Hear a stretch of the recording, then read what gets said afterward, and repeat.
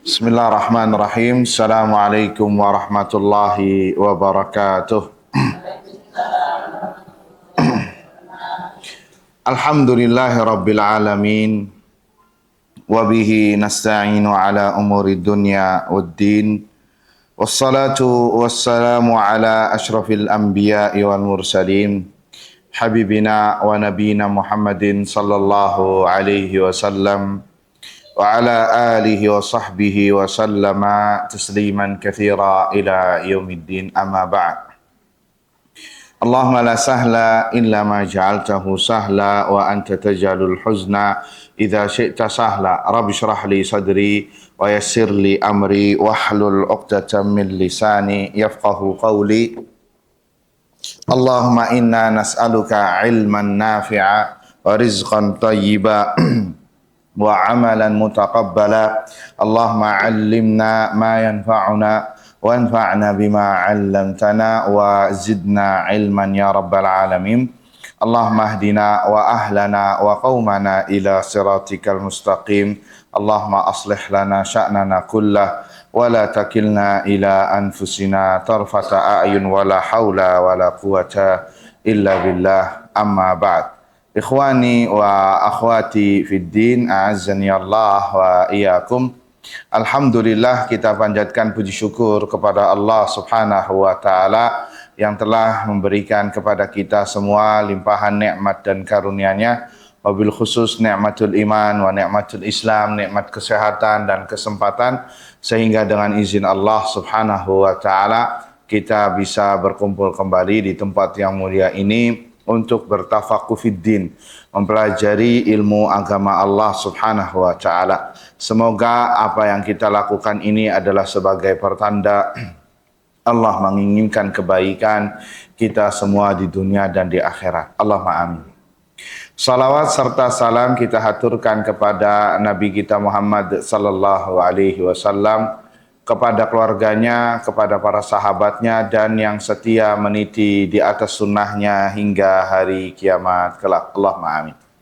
Ikhwani wa akhwati fid din, kaum muslimat wal ummahat yang semoga dirahmati Allah Subhanahu wa taala.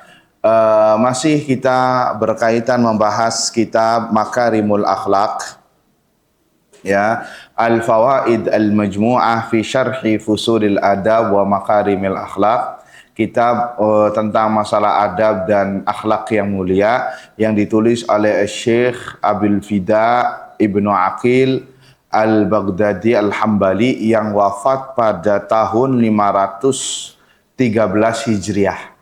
Berarti sudah berapa abad, Ibu? 513 Hijriah, sekarang 1400, berarti sudah hampir 10 abad ya? Ya, 10 abad kurang lebihnya. Nah, ini Masya Allah, barokah ilmunya ulama, mereka sudah meninggal berabad-abad, tapi hasil buah karya ilmunya bisa kita pelajari sekarang. Ya, seakan-akan mereka hadir bersama kita. Ya, dan juga disyarah oleh Syekh Abdullah Al-Fauzan hafizahullahu ta'ala.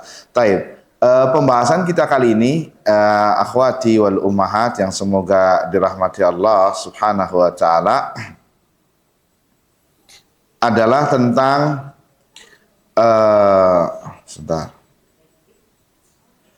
tentang apa? Tentang izin, adab-adab bertamu atau minta izin, dan juga adab ketika bergaul, wabil khusus ketika berbicara, yang dimana nanti kita sebutkan larangan untuk saling berbisik-bisik. Larangan untuk saling berbisik-bisik. Jadi ada 2 poin yang akan kita bahas secara panjang dan lebar, insya Allah, beserta dalilnya. Apa saja? Yang pertama tentang tidak boleh menerobos masuk rumah atau masuk kamar, baik itu mahram atau non mahram. Ya, kita sebutkan dulu redaksinya, baru kita bahas satu persatu. Ya, walayan bagi li ahadin an yahjuma ala aqarib. Tidak diperbolehkan seorang ya datang tiba-tiba kepada karib kerabatnya atau orang lain li'alla yusadifa bazlatan min kashfi aurat, karena khawatir nanti akan tersingkap aurat atau pakaian khususnya. Hendaknya dia wa yasta'zinu thalatha, meminta izin 3 kali. Fa in udzina lahu wa illa raja. Kalau diizinkan silahkan masuk, dan jika tidak ada perintah masuk atau izin maka silahkan tidak kembali. Ini tidak boleh masuk. Ini bab yang pertama. Bab yang keduanya wa yahrumu an yatanaja ithnani dzuna tsalits. Diharamkan saling berbisik, 2 orang berbisik dan meninggalkan yang ketiga. Kenapa? Li'annahu yujibu ihasyan, karena itu akan membuat orang ketiga tidak nyaman. Wa qasra al-qalbi, dan akan membuat dia sedih. Ini 2 poin yang akan kita bahas panjang lebar insyaallah. Baik, akhwati wal ummahat, ibu-ibu yang semoga dirahmati Allah azza wajal, kita masuk ke poin pertama dulu. Ada meminta izin dan tidak boleh selonong boy, ya. Orang sekarang apa bilangnya, betul nggak? Selonong boy. La yanbaghi li ahadin an yahjuma ala aqaribihi. Tidak boleh seseorang ya masuk ke rumah orang lain atau rumah siapapun atau ruangan apapun kecuali dengan izin. Tidak boleh main selonong saja. Karena Allah Azza wa Jalla berfirman dalam surat An-Nur ayat 27 tentang bab isti'dzan, minta izin. Ya ayyuhalladzina amanu la tadkhulu buyutan ghaira buyutikum hatta tasta'nisu wa tusallimu ala ahliha. Wahai orang yang beriman, jangan masuk rumah-rumah selain rumah kalian sampai kalian tasta'nisu, kata Allah. Apa tasta'nisu? Yakni sampai dikasih izin. Sampai dikasih izin, yakni penghuni rumahnya ridha dengan kehadiran antum semua. Itu makna tasta'nisu. Di sini Allah tidak mengatakan tasta'dzinu, sampai diberi izin, tapi lebih dari itu, redaksinya lebih dalam. Tasta'nis yakni merasa nyaman dengan kehadiran kalian. Jadi lebih dari izin. Lebih dari izin. Wa tusallimu ala ahliha, dan mengucapkanlah salam ya kepada penghuni rumah tersebut. Jadi kalimat tasta'nisu disebutkan oleh Ibnu Abbas dan yang lainnya bahwa makna isti'nas yaitu merasa nyaman. Itu lebih dalam maknanya ketimbang diberi izin. Karena bisa jadi ada orang yang ya udah deh masuk aja, tapi ternyata orangnya kurang serg sama orang tersebut. Nah, ini menunjukkan bahwasanya agama Islam agama yang menjunjung sosial yang sangat tinggi.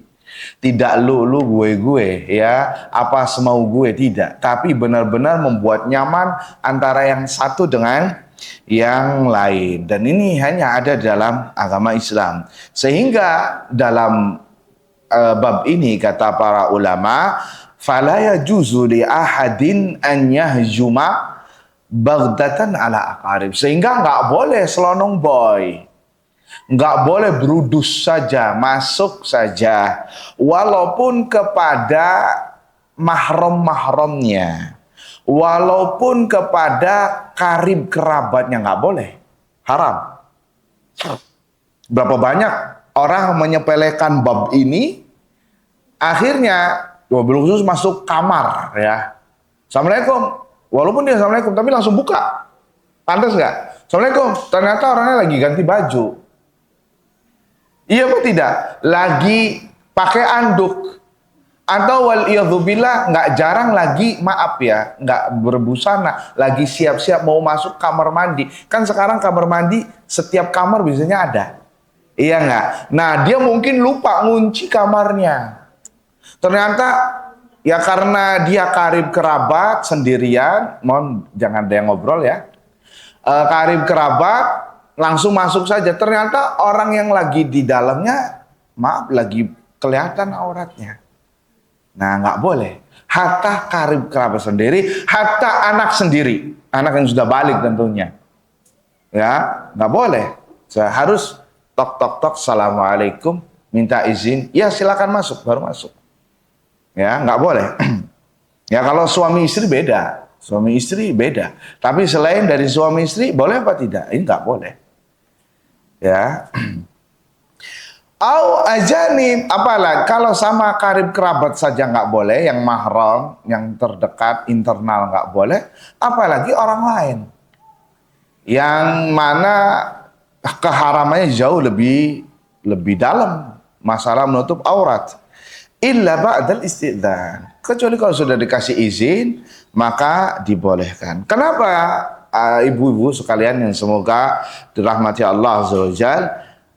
Sebenarnya kata para ulama, adanya bab pembahasan istidzan, ya, masalah izin itu innama ju'ila li ajlil basar. Diadakannya, disyariatkannya minta izin itu karena dalam rangka untuk ghaddul basar, untuk menundukkan pandangannya. Ya sekali lagi, kalau tidak ada tidak ada bab izin, nanti berapa banyak orang yang akan tersingkap auratnya. Karena namanya rumah orang, ya istilah bebasnya sekarang, ya kayak ibu-ibu nggak pakai kerudung, iya nggak? Iya nggak pakai kerudung ketika di rumahnya ada mahram, iya nggak? Ya ada beberapa aurat yang boleh disingkap dan dilihat oleh mahramnya, seperti rambutnya, betisnya, kakinya, hal-hal yang lumrah. Tapi nggak boleh sama orang lain. Iya atau tidak? Aurat itu boleh dilihat sama mahram, ya ini aurat yang normal, bukan yang vital. Itu boleh. Mungkin sesama mahram, misalkan sama adiknya, kakaknya, orang tuanya nggak pakai kerudung, aman. Tapi sama orang lain nggak boleh. Iya apa tidak? Makanya adanya bab istidzan, meminta izin dalam rangka supaya aurat tidak tersingkap, dalam rangka untuk menjaga pandangan. Karena mata ini, Bu, langsung nyalurnya ke hati. Ya, mata itu nyalurnya kemana? Ke hati. Makanya orang yang jatuh cinta itu dari mana? Dari mata, bukan dari telinga, bukan. Ya, dari mata. Makanya sama para ulama, tundukkan pandangan kalian. Orang yang matanya jelalatan bisa nanti terkena azab. Apa azabnya? Nanti dikunci mata hatinya dengan orang yang, ya istilah ada yang kesengsem kan, kasmaran. Sampai nggak jadi nikah. Kenapa? Saya cintanya sama dia, Ustaz. Nah, gara-gara apa? Matanya jelalatan. Nah, Islam menundukkan pandangan ini, adanya istidzan, meminta izin dalam rangka untuk ini. Nah, wa idza kana kadzalik fa huwa masyru' ala kulli ahad. Sehingga ini sangat disyariatkan pada setiap individu, hatta fid dukhuli alal maharim, walaupun ketika ingin memasuki ruangan atau tempat mahram-mahramnya tetap minta izin. Walaupun demikian, ya apalagi di waktu-waktu istirahat, yang mana kebanyakan orang menanggalkan pakaiannya, pakai kaos oblong, pakai mungkin kalau laki-laki celananya pendek, tidurannya misalkan, antunna masuk selonong boy aja kan, berabe yang seperti ini, nggak boleh. Ya begitu juga wanita, mungkin pakai dasternya, daster yang hanya untuk di kamar tidur saja. Ya, yang lain pun nggak boleh, bahkan sama wanita pun mungkin nggak diperbolehkan melihat. Nah ini kan beda, ini masalah privasi. Makanya harus ada bab izin, tidak dengan dalih, kan Ustadz dia adik saya, sesama perempuan, nggak ada. Karena ada aurat, sekali lagi ada aurat yang normal, yang boleh dilihat oleh mahram, seperti betis sama rambut sampai pundak. Ada aurat yang tidak boleh dilihat oleh siapapun, yaitu dari mulai atasnya apa nih dada sampai ke bawah, ya sampai ke lutut atau sampai di bawahnya lutut. Itu tidak boleh dilihat oleh orang lain, walaupun sama sesama perempuan. Faham? Jadi ada aurat yang besar, ada aurat yang diperbolehkan dilihat dalam tanda petik kepada mahram, dan ada yang nggak boleh sama sekali dilihat oleh orang lain, yaitu yang non mahram, yang hanya terlihat bagi wanita wajah dan telapak tangan ketika seperti anti sholat. Kalau bagi laki-laki ya dari atas pusar ya sampai di bawah lutut sedikit. Ya itu normalnya, tapi kalau sholat ya nggak boleh kayak gitu. Ya jadi hati-hati. Jadi ini indahnya agama Islam, bukan untuk memperketat, tapi dalam rangka untuk menutup harga diri, kehormatan. Ya, li'alla yatali'a ala awrah, supaya tidak terlihat auratnya. Au ala halatin la yarda al-ittila, atau dalam keadaan orang nggak mau dilihat. Dia auratnya tertutup, tapi ada beberapa keadaan ibu-ibu, orang nggak mau pengen dilihat. Seperti, maaf ya, kita sebutkan, kasih permisalan sebagai contoh, bangun tidur. Orang enak nggak dilihat orang bangun tidur? Nah, ngecap bantal di sininya, iya nggak? Terus masya Allah, air liurnya membuat pulau. Ya, ini maaf kita sebutkan biar paham. Walaupun sebagian orang, aduh Ustaz jijik. Ini nggak apa-apa, kita jelaskan biar paham. Atau rambutnya awud-awudan. Ya, atau maaf ya, misal ibu-ibu lagi nyusuin anaknya. Ya apa tidak? Ya, dan lain sebagainya, keadaan-keadaan yang kita nggak pengen dilihat oleh orang lain. Walaupun auratnya tertutup. Nah, adanya izin supaya privasi antum tidak terkoyak. Ya, tidak terkoyak.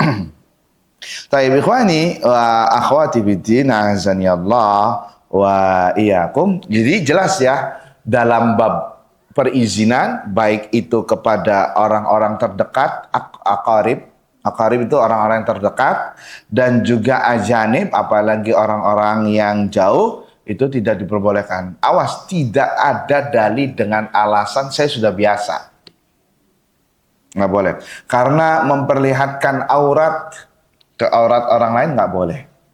Kecuali ada darurat, seperti ibu ke dokter, ya, untuk perobatan. Atau sebagian orang ketika dipijit memang sakit, pengobatan, ya harus sampai tersingkap beberapa auratnya, ya mudah-mudahan itu toleransi. Tapi kalau lagi darurat, ya selain dari itu tidak diperbolehkan.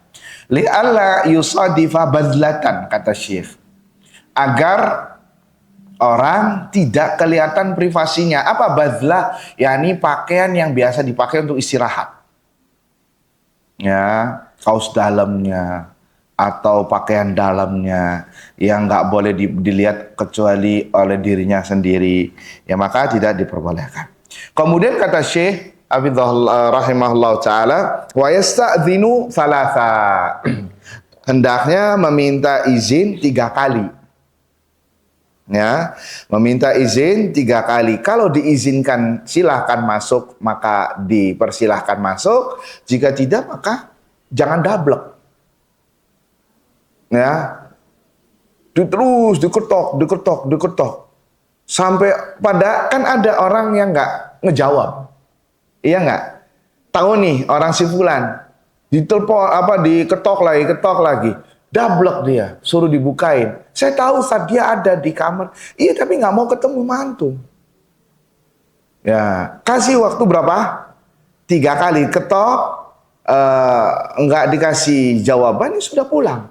Jangan dablek, ya. Dan izin itu cuma dikasih 3 kali, karena dalam sebuah hadis Nabi Shallallahu Alaihi Wasallam bersabda, "Idza sta'dzana ahadukum thalathan, falam yu'dzan lah, falyarji'." Hendaknya seorang meminta izin itu 3 kali. Kalau tidak diizinkan, maka pulang. Mau masuk rumah, mau masuk ke ketok kamar, apapun kalau tidak ada jawaban, silakan pulang. Ya.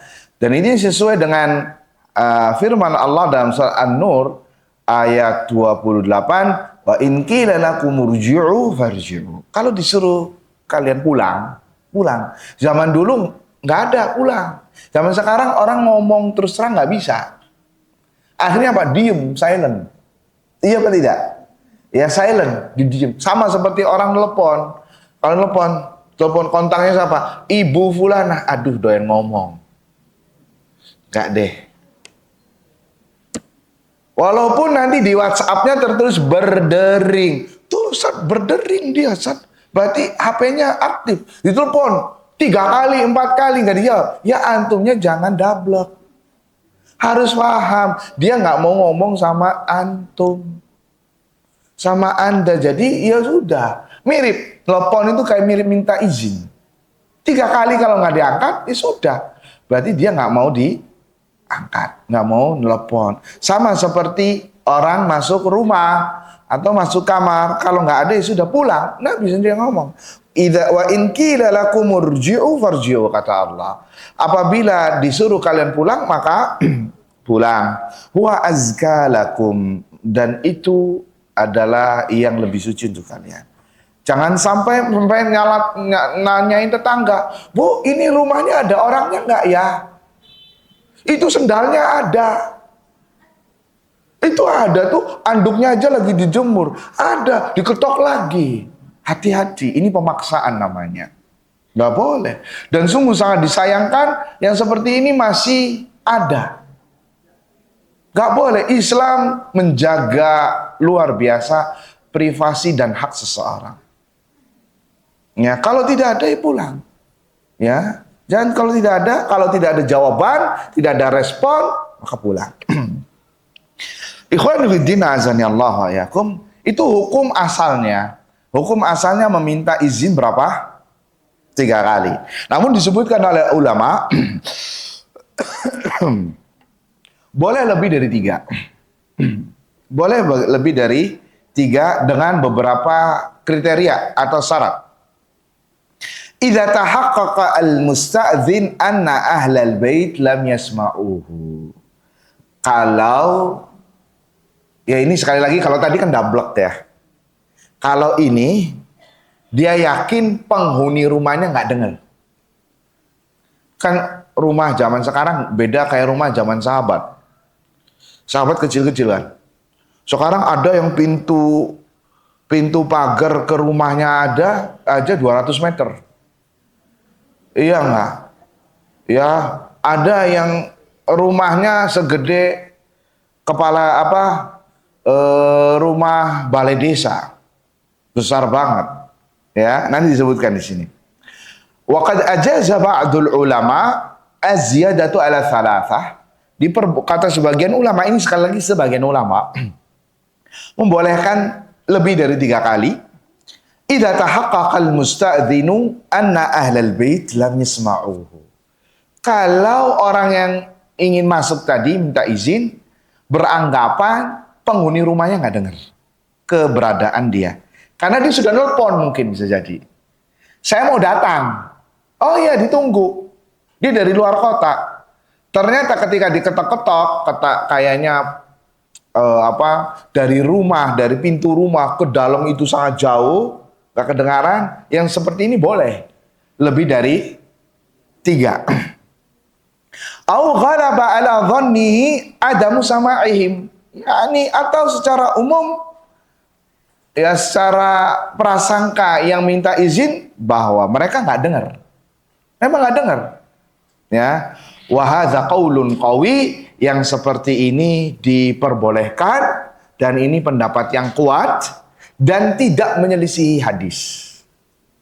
Tidak menyelisihi hadis Nabi sallallahu alaihi wasallam. Kenapa kata para ulama? Li'annal haditsa mahmulun ala mithli buyuti sahabah. Karena hadis yang menjelaskan tadi itu secara umum saja barometernya seperti rumah-rumah sahabat yang kecil, ya, karena rumah sahabat kecil nggak besar seperti zaman-zaman sekarang. Adapun jika rumahnya besar, kata Syekh, tidak tidak mengapa lebih dari 3 kali. Ya, lebih dari 3 kali. War rasulu innama amara birruju' inda adamil idni. Rasul SAW di hadis ini menyuruh kita pulang kalau nggak dikasih izin, tetapi tidak menyuruh pulang kalau penghuni rumahnya nggak tahu. Karena lain cerita, penghuni rumah yang nggak tahu sama penghuni rumah nggak ngasih izin. Kalau nggak ngasih izin pulang dengan indikasi-indikasi yang berbeda. Ya, kalau nggak tahu maka diperbolehkan. Seperti yang rumahnya besar sekali atau sudah nelpon ternyata belum dibukakan, entah itu ketiduran, maka tidak masalah. Tapi bagaimana lafaz meminta izin? Lafaz meminta izin jelas seperti mengucapkan Assalamualaikum, ya. Kemudian dia mengatakan adkhul, bolehkah saya masuk? Ya. Atau kalimat yang lain. Ya, kalimat yang sesuai urf keadaan masyarakat. Seperti kalau di Jawa orang ngomongnya punten. Ya. Atau kalimat-kalimat yang sepertinya, maka itu diperbolehkan. Tapi Ustaz, sekarang zamannya pakai bel atau pakai apa itu? Pencet bel ya. Apakah itu mewakili perizinan? Jawabannya boleh. Ya, boleh seseorang menggunakan bel 3 kali. Ya, kan rumahnya besar, udah gitu dari pintu gerbang ke pintu rumahnya aja jaraknya panjang. Kemudian dari pintu rumahnya ke ruang tamu itu juga besar. Sehingga kalau antum teriak gak bakal kedengaran. Maka boleh sekarang pakai bel, tidak masalah. Ya, atau dengan lamsul jaros, ya ini semacamnya, entah itu dengan ngetok pintu atau dengan bel, ya, dan itu kata para ulama yaqumu maqaman nutqi al-sari, dan ini mewakili perizinan. Kalau antum nak mencet bel 3 kali, apalagi belnya itu menyakitkan suaranya, bikin kaget, ternyata nggak ada respon, ya sudah, jangan dablek, ya. Naam, khani biddin azani Allah wa iyyakum. Al-imamu dan sebagian pintu nggak bisa pakai tangan ketoknya, pakai uang logam. Iya apa tidak? Karena ininya lolindor atau apa itu yang buat toko, ya. Jadi sekarang rumahnya depannya toko, belakangnya baru rumah. Antum ternyata nggak bakal nyampe, sampai nangis pun susah. Maka yang seperti ini dipergunakan, atau lewat telepon, ya, lewat telepon. Al-Imamu Abu Dawud rahimahullahu taala mengatakan bab ar-rajul yasta'dzinu bi-duk, diperbolehkan seorang meminta izin lewat mengetok pintu, ya. Dalilnya juga dari hadis Jabir radhiyallahu anhu qala ataitu Nabi sallallahu alaihi wasallam, aku pernah mendatangi Nabi sallallahu alaihi wasallam dalam permasalahan hutangnya bapakku. Fadaqaqtul bab, maka kemudian aku mengetok pintu. Aku mengetok pintu. Faqal, maka Nabi mengatakan manza, siapakah di luar? Maka kata Jabir mengatakan perawi hadis, saya. Maka kata Nabi mengatakan ana, saya, yakni Nabi mengingkarinya. Maka kata para ulama dimakruhkan ketika antum minta izin, kemudian penghuni rumahnya mengatakan siapa di luar, dimakruhkan mengucapkan kalimat saya atau ana. Karena itu tidak mewakili jati diri. Harus menyebutkan nama, identitas. Tuh lihat, Islam sangat menjaga betul namanya keamanan dan kenyamanan. Anak-anak itu termasuk makruh. Nabi marah tuh. Nabi di sini nggak suka. Anak-anak, ya, ka'annahu karihaha, seakan-akan Nabi membencinya. Jadi harus nyebutin nama ya ketika disebutkan siapa ibu fulanah, ibu fulan atau ummu fulan. Ya, ummu fulan, abu fulan, sebutin. Jangan ngomong anak, ini termasuk yang dilarang. Karena dalam rangka untuk menanyakan, khawatir apalagi kejahatan sekarang marak.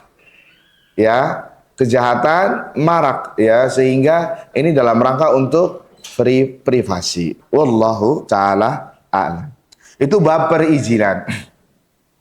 Bab perizinan. Sekarang poin yang kedua, ayuhal ikhwah, adalah larangan untuk saling berbisik. Larangan untuk saling berbisik. Wa yahrumu an yatanaja ithnani duna thalits. Diharamkan saling berbisik dua orang tanpa melibatkan yang ketiga. Kenapa? Kata para ulama, li'annahu yujibu ihasyan, membuat orangnya merasa tidak nyaman. Wa kasra al-qulub, dan akan membuat dia sedih. Islam juga menjaga perasaan muslimin yang lainnya, tidak boleh saling membuat melukai apapun alasannya ya, walaupun sebagian orang menganggapnya ini hal yang biasa. Ya, tidak diperbolehkan saling berbisik tanpa melibatkan pihak yang ketiga. Apa saling berbisik? Paham, yakni berbicara secara sembunyi-sembunyi. Yakni an yatahaddatsa syakhsani sirran bihaitsu la yasma'uha tsalits. Berbicara secara pelan-pelan sehingga orang ketiganya tidak mendengarnya atau tidak mengetahui isi perbicaraannya. Maka ini tidak diperbolehkan. Atau maksud dari bab ini juga adalah berbicara dengan keras tapi dengan bahasa yang tidak difahami. Faham apa tidak? Ada dua maknanya. Makna pertama, berbisik-bisik dengan suara yang pelan sehingga orang yang ketiga tidak mendengar, atau berbicara dengan jahar, dengan keras namun tidak dipahami oleh orang yang ketiga, entah dengan bahasanya sendiri atau dengan istilah yang hanya difahami oleh dia dan temannya saja, orang ketiganya nggak paham. Ini masuk larangan. Hati-hati, nggak boleh. Itu akan membuat dia sedih, akan membuat nggak nyaman. Kalau yang pertama antum sudah tahu, ya ini berbicara pelan-pelan, kemudian yang ketiga nggak dengar. Yang kedua ini banyak kejadian. Ya, misal ada 3 orang ibu-ibu, 2 dari Jawa, 1 dari Betawi, tinggal di Jakarta. Ngomongnya dari tadi bertiga. Ketika ada satu dan lain hal, ngomongnya langsung Jawaan. Yang ketiganya nggak paham. Atau pakai istilah-istilah tertentu. Contoh, orang Arab punya istilah-istilah tertentu. Akhirnya orang yang non-Arabnya nggak paham. Aduh, apa ini maksudnya? Ini. Atau pakai bahasa istilah sendiri. Dulu saya masih ingat ya. Sebenarnya pengen ngomong masalah. Jadi ada tamu. Ada tamu datang. Kemudian, ini saya waktu itu masih kecil. Cuman saya masih mengingatnya. Waktu kecil kedatangan tamu yang nyambut bibi-bibi saya. Kemudian antara perempuan bibi pengen ngomong, ada kue nggak di belakang? Iya nggak? Pakai bahasanya bahasa Indonesia, cuman ada tambahannya. Tambahannya apa? Se. Ad se, rot se, di se, belakang se. Paham nggak? Ab se, rot se, dip se, belang se. Apakah ada roti di belakang? Ya, paham nggak? Ini ngomong kayak gini supaya ya sebenarnya sih niatnya baik, supaya tamunya jangan ketahuan bahwa kita nih di rumah ada makanan apa enggak, kan maksudnya kan kayak gitu. Tapi apa yang terjadi? Ya nanti nggak nyaman. Aduh, kok ngomongnya kayak gitu ya? Kalau mau ngomongnya di belakang sana, nggak boleh ngomong di mana? Di depan. Atau pakai bahasa lain yang nggak dipahami sama orang ketiga. Bisa dipahami, jangan dipraktekkan Bu ya. Jadi nggak boleh, itu bagian dari larangan berbisik-bisik. Menggunakan bahasa yang tidak dipahami oleh orang yang ketiga dan berdosa nantinya. Apa yang terjadi? Akan timbul suudzon. Disangkanya jadi tamu tuh mental Bu. Mental. Apa? Mental takut nggak enak. Merepotkan. Iya apa tidak? Takut, mengganggu acaranya dia. Barangkali kedatangan saya ini bisa membuat dia meng-cancel beberapa kegiatannya. Ngapa ya? Serba pekewu kata orang Jawa, serba nggak enak. Ditambah dengan omongan seperti ini, nambah nggak enak apa nambah enak? Nggak enak. Aduh, gibahin anak apa bukan ya? Kan orang akhirnya apa? Suudzon yang terjadi. Nah, Islam menutup rapat-rapat pintu seperti ini karena itu akan membuat dia nggak nyaman dan akan bersedih. Nah, ini kalau tamu, gimana kalau lagi ngobrol bertiga tiba-tiba ngomongnya berdua tok? Ya, ini tidak diperbolehkan. Kenapa disebutkan 3? Karena minimal kejadian itu 3 orang. Minimalnya kejadian seperti ini 3 orang, 2 yang ngomong sendiri, 1 yang disingkirkan, artinya tidak diajak bicara. Dan itu berlaku jika jumlahnya lebih. Misalkan jumlahnya 10 yang diajak bicara cuma 9. 1-nya nggak diajak ngomong. Ini juga bagian dari bab yang dimaksud. Artinya dilebihkan 1, maka ini masuk dalam bab demikian. Khwani fiddin wal akhwat azani Allah wa iyyakum. Apa dalilnya? Dalilnya terhadap larangan ini, hadis riwayat Bukhari dan Muslim, Nabi SAW bersabda, "Idza kuntum thalathah," kalau kalian bertiga, "fala yatanaja ithnani dunal akhar." Maka jangan saling berbisik 2 orang tanpa melibatkan yang ketiga. Hatta takhtalitu binas, sampai kalian menggabungkan yang ketiga ini ikut ngomong. Jangan berduaan saja. Jadikan dia bertiga. Kalian bertiga ngobrolnya.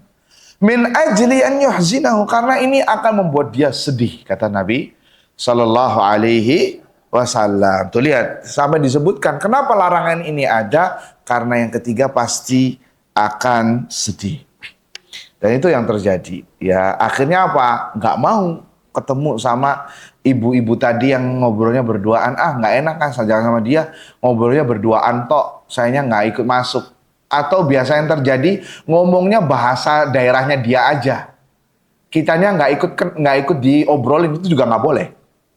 Ya, sering tuh ya, kita ketemu sama teman yang beda daerah atau saudara dalam satu mobil, ya, atau dalam satu tempat, ngomongnya bahasa dia, terus kitanya padahal kita nggak paham, maka itu tidak diperbolehkan. Ya, jadi hikmah dilarang ini adalah al-anna hikmatan nahi an tanaji itsnan wa tarki tsalits huwa al-hazan, akan membuat dia sedih, itu hikmahnya. Bisa jadi i'tiqad anna hadza tanaji min ajli tadbirihi syai' yasu'uhu. Bisa jadi dia nanti orangnya menyangka dia ini sedang merencanakan sesuatu yang nggak baik untuk yang ketiga, suudzon akhirnya. Fayusabbibu lahu wihsa, sehingga dia nggak nyaman. Atau dampak buruknya lagi, i'tiqadi annahuma la yarayanihi ahlan limunajati. Atau dia ini memang, saya ini belum berhak masuk ke obrolannya dia, sehingga dia merasa minder nantinya. Merasa apa? Minder. Dan ini dua-duanya buruk. Dua-duanya buruk. Jadi nggak boleh kita saling berbisik-bisik, karena itu akan membuat dia sedih. Kalau kita lihat, larangan ini tidak hanya membuat sedih secara spesifik seperti di hadis, bahkan di Al-Quran banyak yang melarang kita untuk membuat sedih orang mukmin. Secara umum dalam Al-Quran tidak diperbolehkan membuat sedih orang-orang mukmin. Ya, dan itu akan membuat setan main lebih cantik nantinya, jadi sutradara. Ya. Allah Azza wa Jalla berfirman dalam surah Al-Mujadalah ayat 10, "Innaman najwa minasyaitani liyahzunal ladzina amanu." Sesungguhnya berbisik-bisik itu adalah dari setan yang akan membuat sedih orang-orang yang beriman. Nggak boleh. Membuat sedih orang beriman dosa. Membuat sedih orang yang beriman termasuk larangan. Di antaranya berbisik. Ya. Dan juga kita diperintahkan untuk tidak mengikuti langkah setan. Allah Azza wa Jalla berfirman, "Ya ayyuhallazina amanu la tattabi'u khutuwati asyaitan." Wahai orang-orang beriman, jangan mengikuti langkah setan. Wa man yattabi' khutuwati syaitan, karena barang siapa yang mengikuti langkah setan, fa innahu ya'muru bil fahsya'i wal munkar. Karena setan selalu mengajak kepada kekejian dan kemungkaran. Itu larangan umumnya. Larangan yang ketiga, larangan umumnya adalah bahwa saling berbisik-bisik ya melukai perasaan orang-orang beriman. Tadi membuat sedih, yang kedua melukai dan mengganggu orang-orang yang beriman. Dalilnya surat Al-Ahzab ayat 58. Walladzina yu'dzunal mu'minina wal mu'minati bighairi maktasabu faqad ihtamalu buhtanan wa itsman mubina. Dan orang-orang yang mengganggu kaum mukminin dan mukminat ya tanpa ada sebab yang mereka lakukan, maka sungguh dia telah memikul dosa yang besar dan kedustaan. Jadi tidak boleh, larangan umumnya ada, larangan khususnya juga ada. Sampai-sampai Ibnu Rajab mengatakan, tadammanatin nusus annal muslima la yahillu isalal adza ilaihi biwajhin min wujuh. Dalam hal ini semua nas-nas dalil-dalil dari Al-Quran dan Sunnah mengumpulkan bahwa tidak boleh menyinggung seorang muslim dengan apapun, baik perkataan atau perbuatan. Khawani fiddin azani Allah wa iyyakum. Di sini disebutkan pendapat ulama bahwa dinukilkan oleh Ibnu Battal dari Ashhab an Malik annahu qala la yatanaja thalatha duna wahid li'annahu qad nuhiya an yutraq wahid. Tidak boleh berbisik-bisik dua, ya, yatanaja thalatha duna wahid, dua dan meninggalkan yang satu, karena itu telah disebutkan. Wala ara dzalik, dan tidak boleh ini secara umum. Walau kanu asyra, walaupun mereka jumlahnya 10, meninggalkan yang satu tidak diperbolehkan. Ya. Itu jadi tidak hanya jumlahnya 3 saja, 10 juga bisa masuk kalau salah satunya tidak dimaksudkan. Baik. Khawani fiddin azani Allah wa iyyakum. Wa qala al-Qurtubi, maknanya sama ya. Jadi tidak diperbolehkan saling berbisik-bisik walaupun jumlahnya banyak jika salah satunya tidak diikutkan. Baik. Ada pembahasan khusus, Ustadz, kalau gimana kalau 4 yang diajak bicara, duanya enggak diajak lagi, boleh apa enggak? Paham enggak? Jadi ada 4 orang, ada obrolan dia sama dia aja, duanya enggak diajak ngomong. Ya, boleh apa tidak? Enggak boleh. Tapi kita sebutkan pendapat dari ulama, wa qad dallal haditsu bimafhumihi ala annahum idza kanu arba'ah la yamtani tanajithnain. Hadis tadi menjelaskan kalau mereka 4 ya, kemudian saling berbisiknya 2 ya, maka tidak mengapa. Yang dilebihkannya berapa? 2. Liimkani an yatanaja itsnanil akharun, karena yang 2 lainnya juga nanti bisa berbisik juga atau ngobrol yang serius juga, tapi dengan syarat harus ada izinnya. Dengan syarat harus apa? Ada izinnya dan tidak meninggalkan suudzon. Tidak meninggalkan suudzon. Kadang gini Bu, Kadang gini, kadang kita lagi dalam satu majelis, banyak pembicaraan yang A ke sini, yang kemudian yang D ngomongnya ke sini. Ternyata yang respon D, C. Yang respon A, B. Iya apa tidak? Ini ke sini, ini ke sini. Yang seperti itu akhirnya dia ngobrol ke sini, ini ngobrolnya ke sini. Maka yang seperti ini tidak mengapa jika memang tidak ada indikasi seperti ghibah, seperti suudzon dan lain sebagainya. Yang dilarang itu kalau 3 disisain 1. Kalau yang dilarang itu kalau 4 yang disisa 3 ngomong, 1 yang ditinggalin. Ini yang nggak boleh. Paham? 5 yang ngobrolnya 4, 1-nya nggak diajak ngobrol. Ini nggak boleh. 10 yang diajak ngobrol 9, 1 nggak boleh.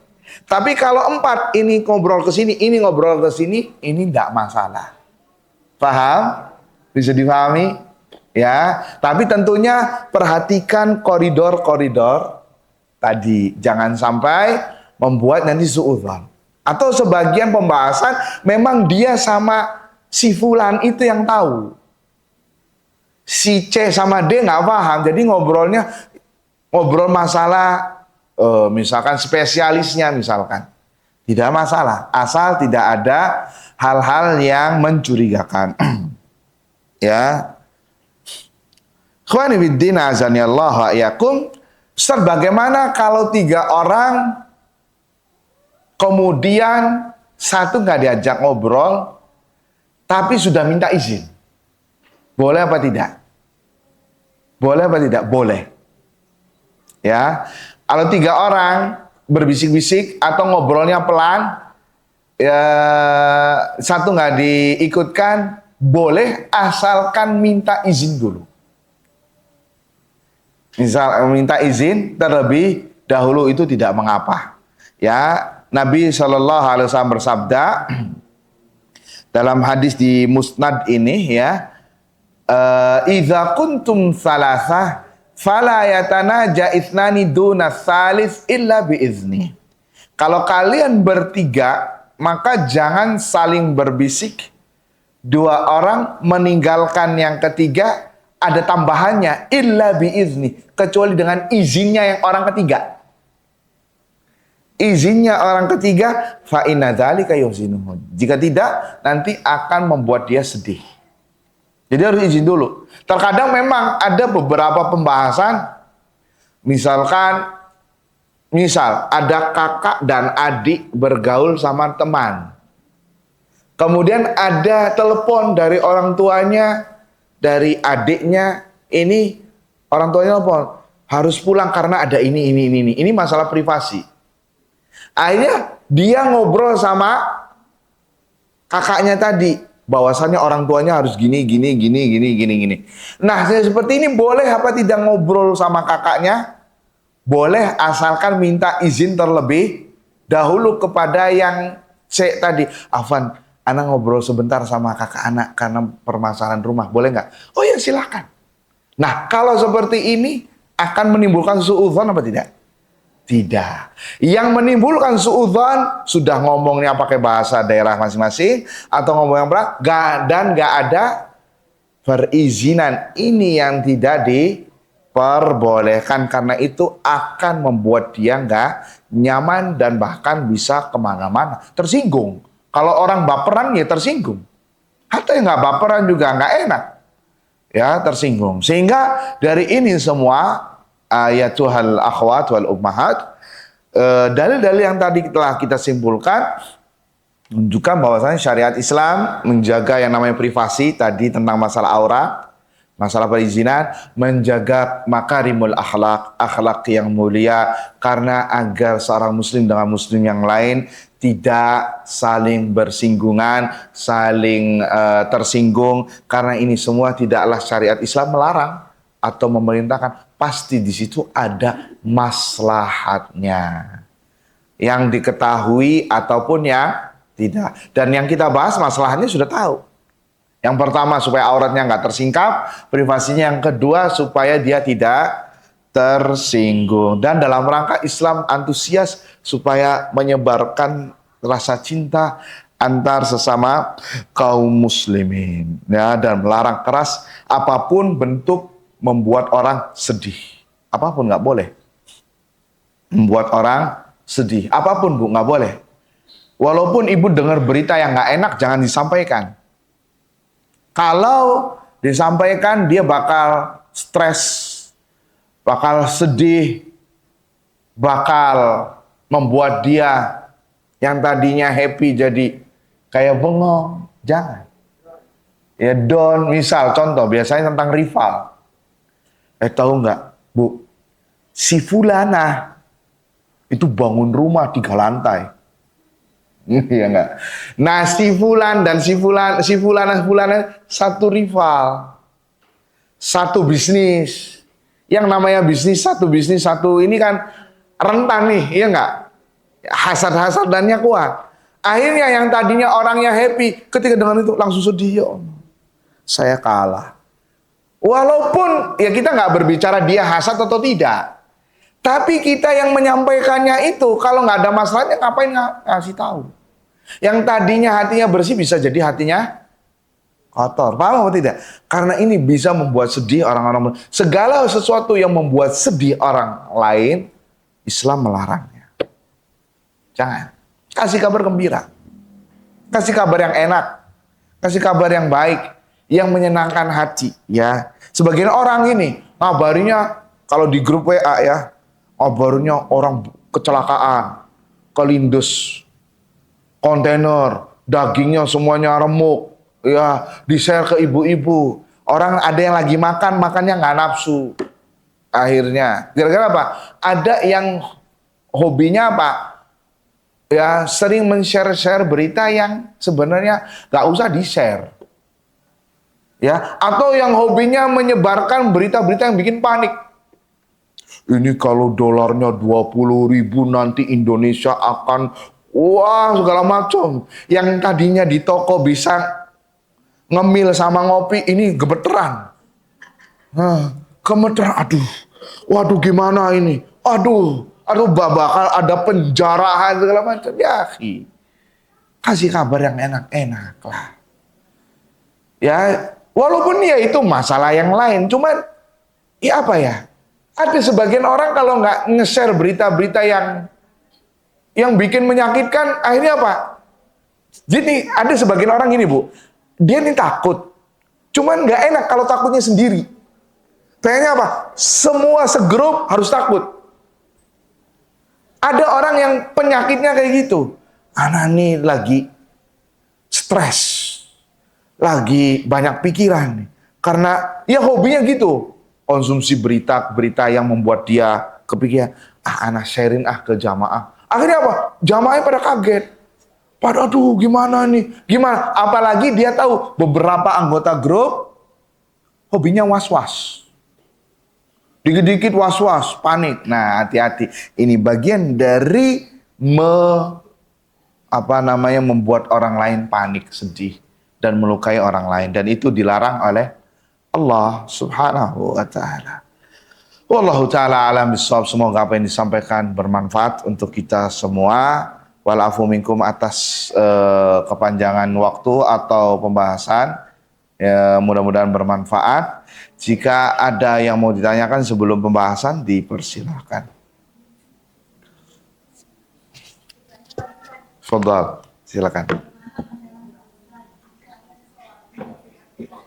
Sudah apa? Lama-lama. Gimana dengan orang yang bercadar, kemudian lama-kelamaan dibuka? Sebenarnya kembali ke hukum cadar itu sendiri. Cadar itu sendiri hukumnya memang diperselisihkan ulama. Ada pendapat mayoritas yang mengatakan cadar hukumnya sunnah. Hukumnya sunnah muakkadah. Dan ini kita sepakat, yang menggunakan cadar jauh lebih afdol ketimbang yang tidak menggunakan cadar. Yang kedua wajib, yaitu madhab Hambali dan Hanabila mengatakan bahwasanya cadar hukumnya wajib. Ya, kecuali jika suaminya memerintahkan dia untuk menggunakan cadar, maka walaupun dia selama ini mengambil pendapat yang sunnah bisa menjadi wajib. Karena dia menuruti perintah suami. Ya, menuruti perintah suami selagi tidak melanggar syariat, maka wajib untuk dilaksanakan. Ya biasanya kasusnya apa? Ketika suaminya meninggal, ya dia janda, udah deh nggak usah pakai cadar ya, karena suami udah meninggal. Ya enggak, tapi wanita yang baik ya dia masih bukan birrul waliden ya, kepada suaminya untuk mengikuti perintah suaminya untuk bercadar. Jadi hukum cadar itu sendiri diperselisihkan. Kalau di negeri kita mayoritas itu hukumnya adalah sunnah. Secara hukum asalnya kalau orang dari nggak pakai cadar, dari pakai cadar ke kemudian turun derajat nggak pakai cadar, ini tidak masalah. Kembali ke pembahasan fikih tadi. Ya, tetapi dia turun derajatnya dari afdol kepada tidak afdol. Dari afdol kembali ke tidak afdol. Tapi sungguh sangat disayangkan ada sebagian orang buka cadar di live. Ngapain? Seharusnya sedih. Anda melakukan amalan yang afdol tapi dipamerkan ke orang. Meninggalkan amalan yang afdol, yang tadinya pakai cadar kemudian nggak pakai, di live di TikTok, di live di YouTube, di Instagram, ini jelas tidak bijak. Ya, tidak bijak. Ya, tapi sebagian orang ada yang satu dan lain hal karena dia pedagang dan lain sebagainya. Kembali ke pembahasan masalah fikih yang jelas. Kalau dia sampai bangga tidak menggunakan cadar yang tadinya menggunakan, jelas itu musibah sebenarnya. Karena turun derajat yang dari afdol menjadi tidak afdol. Dan kita diperintahkan untuk meningkat agama kita. Bukan menurun. Wallahu a'lam. Nah, ada lagi mau bertanya? Ada lagi mau bertanya? Satu kali lagi jika ada.